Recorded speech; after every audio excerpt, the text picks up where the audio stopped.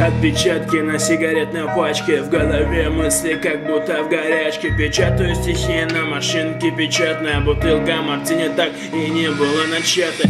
Пиво собирает точками с получапи, в колонках играет любимый трек в чате. Параллельно ВКонтакте, в чате общение с той, которой я в каком-то штате. Как было бы прекрасно быть на закате и думать о последующей расплате. Все думают обо мне, как о психопате. Я просто думаю в состоянии апатии. Постоянные звонки от неизвестной Кати. Вы не поймете, это не в вашем понятии. Смысл жизни, любви, проклятие. Для вас это лишь никчемные объятия.